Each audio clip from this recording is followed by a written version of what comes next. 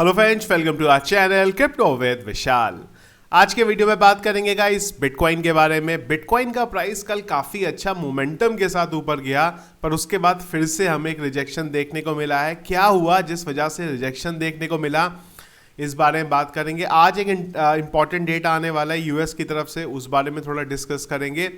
Deep seek के बारे में बात करेंगे और क्या ऑल्ट कॉइन्स वाकई में डेड हो गए हैं, क्या ऑल्ट कॉइन्स में बिल्कुल वॉल्यूम करंटली नहीं आ रहा है। तो एक बार चार्ट से थोड़ा इस चीज को समझने की कोशिश करेंगे। सबसे पहले चलते हैं क्रिप्टो एनालिसिस पे। Market cap 0.7% down, volume 21.6% down है। इनफ्लो का कोई डेटा नहीं है। Fear and greed index extreme grade में है। मार्केट नीचे है पर fear and greed index extreme grade दिखा रहा है 76 में। पिछले घंटे के सेंटीमेंट्स की बात करेंगे, वो न्यूट्रल है। Heat map BTC 1.21% down, Ethereum 0.80% अब फिलहाल यहाँ पे चल रहा है। ETF के वॉल्यूम के बारे में अगर बात करेंगे, 30 तारीख का डेटा काफ़ी अच्छा रहा है। ब्लैक रॉक की तरफ से ही अकेले 321 मिलियन की बाइंग देखने को मिली है। टोटल नेट $588 मिलियन का हमें देखने को मिला है। कई लोग ये भी बोल रहे हैं कि डेली हम लोग इथीरियम के ETF को भी एक बार डिस्कस कर ले, तो वो भी मैं ओपन कर लेता हूँ। 30 तारीख के इथीरियम की ETF की बात करेंगे। जिस तरीके से ब्लैक रॉक की बिटकॉइन ETF में बाइंग हुई थी, उस तरीके से इथीरियम ETF में भी नियर अबाउट $80 मिलियन की बाइंग हुई है। नेट यहाँ पे ग्रे स्केल की तरफ से एक सेलिंग देखने को मिली है, पर ओवरऑल अगर हम देखेंगे तो 67.8 मिलियन की एक बाइंग देखने को मिली है, जो कि पिछले 4-5 दिन बाद पहला दिन ऐसा आया। इथीरियम फिर से मैं बोल रहा हूँ आपको, उड़ेगा एक दिन यहाँ पे बहुत जल्दी। आपको जिस तरीके से ट्रम्प की जो कंपनी है वो इथीरियम को बाय कर दी है लगातार, उम्मीद है आने वाले टाइम में इथीरियम आपको अच्छी रैली है कि यहाँ पे दिखाता हुआ दिखाई देगा। अब चलते हैं बिटकॉइन के बारे में बात करते हैं। तो क्या हुआ, जो हमारा इंपॉर्टेंट एरिया था जिसके बारे में हमने कल ही बात करी थी कि इससे ऊपर अगर आप यहाँ पे डेली टाइम फ्रेम पे बात करो तो कोई कैंडल तो क्लोज हुई नहीं है यहाँ से ऊपर, तो ये इंपॉर्टेंट एरिया रहेगा। वही हुआ इंपॉर्टेंट एरिया। अगर आप देखो तो रिजेक्शन हमें यहाँ से देखने को मिल गया और उसके बाद हम लोग यहाँ पे नीचे की तरफ आ गए हैं यहाँ पे। इसके अलावा एक और इंपॉर्टेंट चीज भी रही, डेटा नीचे आने की। रिजेक्शन जोन में तो था ही था, पर इसके अलावा यूएस का डेटा आया जीडीपी का और जॉबलेस क्लेम का, जो कि खराब आया है। उम्मीद से भी ज्यादा यहाँ पे चीजें खराब आई हैं। और आज आने वाला है यहाँ पे पीसीई का डेटा और कोर पीसीई का डेटा।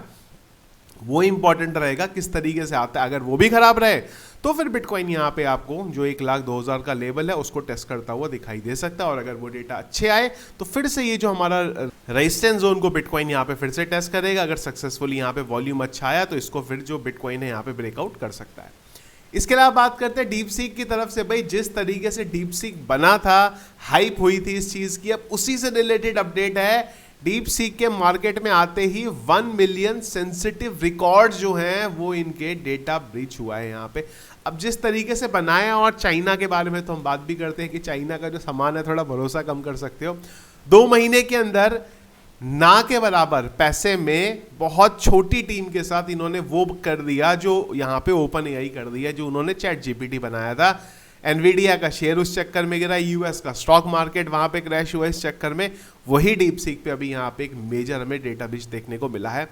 अब ये चीज ये भी दिखा रही है कि जिस तरीके से जो चीज जितनी जल्दी आती है ना, वो उतनी जल्दी हमें नीचे जाती हुई देखने को मिलती है। सेम चीज जो मीम टोकन में भी कई बार हमें देखने को मिलता है यहाँ पे। वही अगला टॉपिक भी है हमारा। अब एक बड़ी इंटरेस्टिंग चीज के बारे में बात करते हैं। कई लोग क्या बोल रहे हैं कि मार्केट का हाल बहुत खराब है। हमारे ऑल्ट कॉइन्स जो थे वो 2024 का जो मार्च अप्रैल का टाइम था, उस समय हमें 2-3x का प्रॉफिट दे रहे थे। आज की डेट में वो ऑल्ट कॉइन्स लगातार नीचे की तरफ जा रहे हैं। बिल्कुल सही बात बोली आपने। तो अभी जो आप देख रहे हो टोटल 3 है। ये टोटल 3 मतलब है मार्केट कैप में आपको दिखा रहा हूं बिटकॉइन और इथीरियम के अलावा जो मार्केट कैप है वो आपको दिखा रहा हूं। तो अगर आप देखो इंटरेस्टिंग चीज क्या बनती है यहां पे कि जब आपके टोकन के 2-3x प्राइस थे, यानी कि मार्च अप्रैल 2024 में ऑल्ट कॉइन्स की मार्केट कैप इथीरियम बिटकॉइन के अलावा नियर अबाउट $780 बिलियन की थी, जो मार्केट कैप अब बढ़ के $1.15 ट्रिलियन की हो गई है। और अगर आप देखो तो जो 2021 का ऑल टाइम हाई था उसके नियर अबाउट लेवल पे टच करके मार्केट कैप यहां पे नीचे आई है। तो सबसे बड़ी चीज ये है कि मार्केट कैप वाइज अगर आप बात करते हो तो जो आपके टोकनों ने 2024 में, जो 2024 के अप्रैल के टाइम पे पंप किया था, उससे भी 30-32% मार्केट कैप अप है। तो अगर मार्केट कैप इतनी बढ़ रही है, मार्केट में पैसा आ रहा है, चीजें बढ़ रही हैं सब, तो आपकी ऑल्ट कॉइन्स कैसे डाउन हो सकते हैं? इंटरेस्टिंग चीज है ना ये। अब देखो इसके बारे में ना बहुत डिटेल में हम लोग बात कर सकते हैं 10-15 मिनट के लिए। अब उसके लिए एक डेडिकेटेड वीडियो बनाना पड़ेगा। इसके बहुत सारे फैक्टर्स हैं। कमेंट बॉक्स में मुझे बताओ कि एक डेडिकेटेड वीडियो करें या ना करें। कमेंट बॉक्स में खाली डाल देना ऑल्ट कॉइन्स, एक पूरा डेडिकेटेड वीडियो, क्या रीजन रहे हैं, क्या है क्या नहीं, आपको बता सकता हूं। लेकिन अब एक बड़ी इंटरेस्टिंग चीज आपको दिखाता हूं, वो ये है। डेटा आपको बता रहा हूं मैं, पिछले 30 दिन का पंफन ने $116 मिलियन रेवेन्यू में जनरेट करा है, जो कि ज्यादा है सोलाना और इथीरियम से। सोलाना ने किया है 30 दिन में $116 मिलियन, $116.6 मिलियन। इथीरियम का था $107 मिलियन। इनसे ज्यादा पंफन का है। एक प्लेटफॉर्म जहां पे मीम टोकन्स बन रहे हैं, उसका वॉल्यूम इससे ज्यादा है। साथ ही साथ अगर आप देखोगे तो पिछले 24 घंटे में ट्रेडिंग वॉल्यूम की अगर आप बात करो तो वो $295 मिलियन का ट्रेडिंग वॉल्यूम खाली पंप फंड से जनरेट हो चुका है। तो ये जो पैसा है ना, वो मार्केट में आ रहा है, लेकिन पैसा आपकी ऑल्ट कॉइन्स में नहीं आ रहा है, पैसा मीम टोकन्स में आ रहा है। और बाकी कुछ जो प्रोजेक्ट बड़े वाले हैं वो पंप हो रहे हैं, उनमें आ रहा है, बाकी के में पैसा आ नहीं रहा। पैसा ही नहीं आएगा तो फिर ऑल्ट कॉइन्स कैसे चलेंगे? और ये साइकिल भी थोड़ी अपने आप में अलग है। नॉर्मल साइकिल कैसे चलती थी? बिटकॉइन में पैसा, बिटकॉइन से इथीरियम में पैसा, फिर उसके बाद के जो बड़े ऑल्ट कॉइन्स है, फिर जो छोटे ऑल्ट कॉइन्स है, फिर जो मीम कॉइन है। पर इस बार क्या हुआ, बिटकॉइन से सीधा मीम टोकन से पैसा जा रहा है। तो साइकिल बहुत ज्यादा अलग चल रही है यहाँ पे, जिस वजह से हमें लग रहा है कि मार्केट में पैसा ही नहीं आ रहा है, ऑल्ट कॉइन्स बढ़ ही नहीं रही हैं। ऑल्ट मार्केट में पैसा भी आ रहा है, पर जो ऑल्ट कॉइन्स है उनका पैसा अलग अलग जगह पे इस बार मूव हो रहा है। तो जब वो पैसा मूव हो रहा है ना, तो उस वजह से वो ऑल्ट कॉइन्स हमें पंप होते हुए नहीं देखने को मिल रहे हैं। क्या और मेजर फैक्टर हैं, क्या कर सकते हो, कमेंट बॉक्स में मुझे लिख दो खाली। ऑल्ट कॉइन्स ज़्यादा अगर कमेंट आए तो एक डेडिकेटेड वीडियो में इस बारे में बात कर सकते हैं। पर जो करंट इंपॉर्टेंट कहानी है ऑल्ट कॉइन्स की, वो खाली ये है कि ऑल्ट कॉइन्स डेड नहीं है। फिलहाल ऑल्ट कॉइन्स में पैसा मूव यहाँ पे नहीं हो रहा है। क्या वो पैसा नहीं मूव होगा? आने वाले टाइम में पैसा आता हुआ देखने को मिलेगा, पर हाँ, इस साइकिल में उतना पैसा आता हुआ देखने को शायद ना मिले जितना 2021 की साइकिल में देखने को मिला था। मैं स्पेसिफिकली उन ऑल्ट कॉइन्स की बात कर रहा हूँ जो लोगों ने काफ़ी लंबे टाइम पे खरीदे हुए हैं। मार्केट में पैसा बिल्कुल है, और इस बार उम्मीद है कि मार्केट कैप भी हमें एक अच्छा यहाँ से रैली करते हुए दिखनी चाहिए। अगर हम ऑल्ट कॉइन्स की बात करें तो एटलीस्ट हमें इस लेवल तक तो मार्केट कैप को लेके जाना चाहिए, नियर अबाउट, जहाँ पे 175 ट्रिलियन के करीब ऑल्ट कॉइन्स की मार्केट कैप को एटलीस्ट यहाँ पे बहुत जल्दी आना चाहिए। उसके बाद हमें चीज़ें मूव होती हुई देखने को मिली। पर उसमें ध्यान रखना कि मीम टोकन्स जो है वो भी आपको यहाँ पे आते हुए देखने को मिलेंगे। तो जिस वजह से ऑल्ट कॉइन्स में पैसा फिलहाल हमें आता हुआ देखने को नहीं मिल रहा है, पैसा नहीं आएगा तो आपके ऑल्ट कॉइन्स यहाँ पे पंप कैसे होंगे? तो ये करंटली रीजंस हैं।